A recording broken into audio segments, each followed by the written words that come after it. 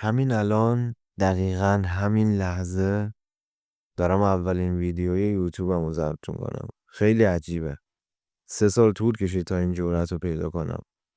این گوشه ساده رو بذارم جلوم و شروع کنم به حرف زدن با شما. 3 سالی که هر روزش جنگیدم. هر روزش سر کار بودم.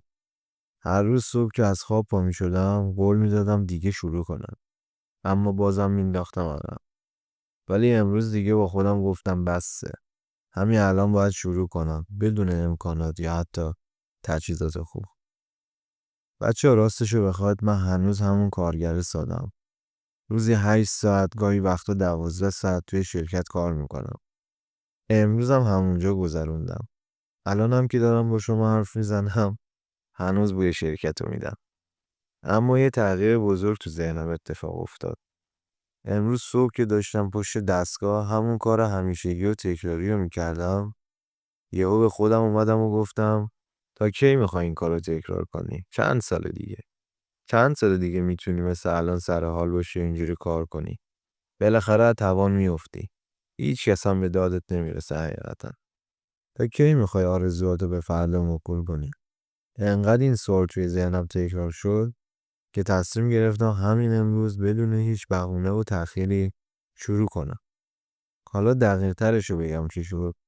امروز توی سرویس داشتم از سر کار برمیگشتم و بیرون رو نگاه میکردم. یه دفعه به ذهنم رسید که چرا همیشه منتظر یه علامت خاصی؟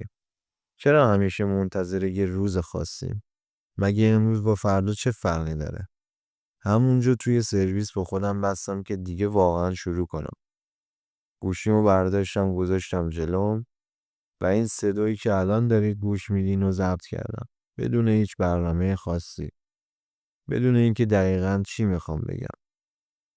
دارم با دلتون حرف میزنم. شاید از نظر شما این شروع خیلی ساده یا حتی آماتور باشه، ولی همین سادگی به نظرم میتونه سرآغاز یه مسیر زیبا باشه. اگه شما مثل من سال هاست که کارهایی که میخواید بکنید رو به تعویق میندازید، اگه همیشه گفتید که از فردا شروع میکنم ولی اون فردا هیچ وقت نرسیده، الان وقتشه که با هم توی این مسیر قدم بذاریم. بیایید از همین چیزهای ساده شروع کنیم. از موفقیت‌های کوچیکمون حرف بزنیم و با هم پیش بریم. منم همینجام کنارتون. با هم میتونیم همدیگه رو حمایت کنیم و به همدیگه انگیزه بدیم. مگه همه اولش امکانات داشتن؟ 3 سال کامل رو من از دست دادم. 3 سالی که میتونستم صرف یادگیری و پیشرفت کنم. اما نکردم. امروز دیگه واقعا روز شروع کردنه. امروز روزیه که تصمیم گرفتم و اقدام کردم.